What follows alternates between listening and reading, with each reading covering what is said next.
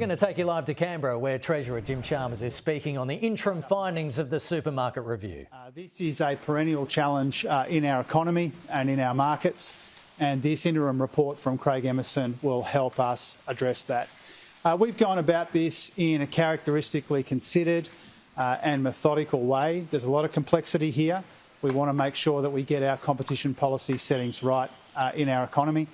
Here, the contrast with our opponents couldn't be clearer.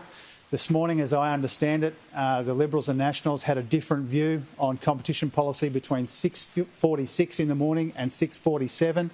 One of them said that they had concerns about divestment. Another said that they were all for it. The coalition is all over the shop when it comes to competition policy and supermarkets.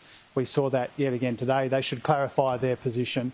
And if David Littleproud says that, if David Littleproud thinks that more should have been done in this area sooner, where were they for the almost decade that they were in office?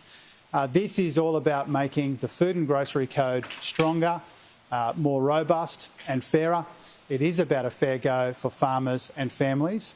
And as Andrew will say in a moment, this is part of a whole range of actions that we are taking when it comes to competition policy, to help put downward pressure on prices, to make sure there's fairness in our supply chains, and to make sure that our economy is as competitive and productive and dynamic as it can be. And on that front, later this week, I will be announcing very substantial changes to the mergers regime. The changes I announced this week will be all about strengthening and streamlining the mergers regime so that we can modernise it, and once again, so that we can make our economy genuinely more competitive, more productive, more dynamic in the interests of all the Australian people, employers, employees alike.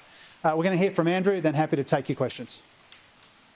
Well, thanks very much, Treasurer. Again, it's Labor making the running on competition policy, and I want to thank Craig Emerson, former Competition Minister and really one of Australia's best policy economists, for the important work that he's done on this report.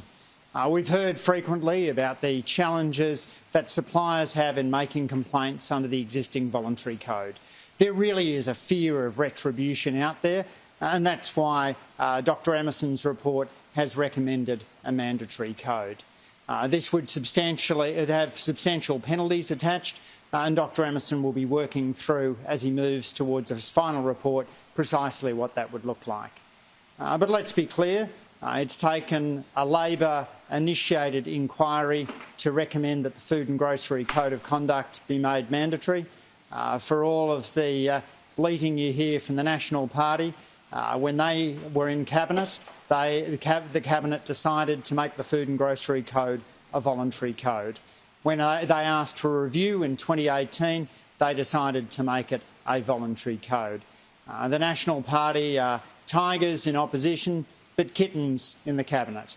And the fact is that it is only Labor that takes these issues seriously and is looking for a fair go for farmers and a fair go for consumers.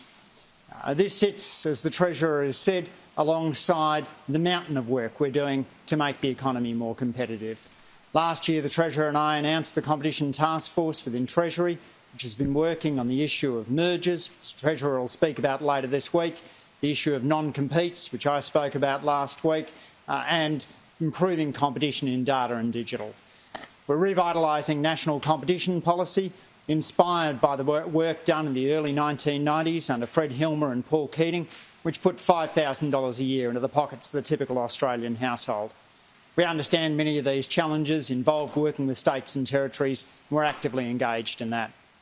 And in the supermarket space, the Treasurer has tasked the Australian Competition and Consumer Commission to do a deep dive inquiry into grocery store competition and ensure consumers are getting the best deal possible. Choice are now out collecting the data for their quarterly price monitoring report, the first of which will be coming down at the end of June. Labor wants to see better prices for suppliers, better prices for consumers. We're happy to take your questions.